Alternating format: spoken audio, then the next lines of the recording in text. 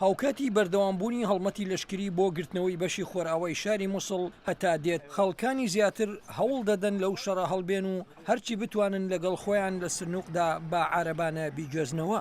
نەتەوەی گرتوەکان دەڵێت لەو کاتەوەی کردەی لەشکری لە مووسڵ دەستی پێکردووە پتر لە 3500 کەسی سیڤیل بریندار بوون. هەروەها ڕێکخراوەکان مەترسیان هەیە ژمارەی بریندارانی سیڤیل بەردەوام لە بەرزبوونەوە دابێت. سەدام محەممەد هاوڵاتیکی شاری مووسڵە هەوڵ دەدات کوڕە نەخۆشەکەی لە شارەکە دەربکات بە ئاژانسی ئەسۆسیێتد پرێسی گوت ئەو ئازاری خێزانەکەی چێشتویانە بە وشە باس ناکرێت و دەڵێت خزمەت گوزاری تەندروستی نییە. بڕوانە ئەم منداڵەوە بۆ 4 ڕۆژەوە وشک بۆتەوە و بە ئازارەوە دەژی. لە ڕاستیدا ناتوانم بە قسە گزارشتی لێ بکەم. ڕۆژی شەممە بەرپرسانی ئەمریکایی گوتیان لە هێرشێکی ئەسمانی ڕۆژی هەفتەی ئەم مانگەدا وەک شاید حاڵان دەڵێن بەلایکەم 100 کەس لە هێرشە ئاسمانەکەی ئەمریکادا کوژراون. هاوکات بەرپرسانی ئەمریکایی ئەو راپۆرتیان پشتڕاست نەکردووە سەبارەت بە کوژران و بریندارانی ئاکامی ئەو هێرشە ئاسمانیە، بەڵام دەستیان بە لێکۆڵینەوەیەک بۆ ئەو مەبەستە کردووە. بەهۆی ئەوەی هێزەکانی عێراقی و هاوپەیمانان هەتا ئێستا دووچاری سەختترین بەرگری چەکدارانی داعش دەبنەوە،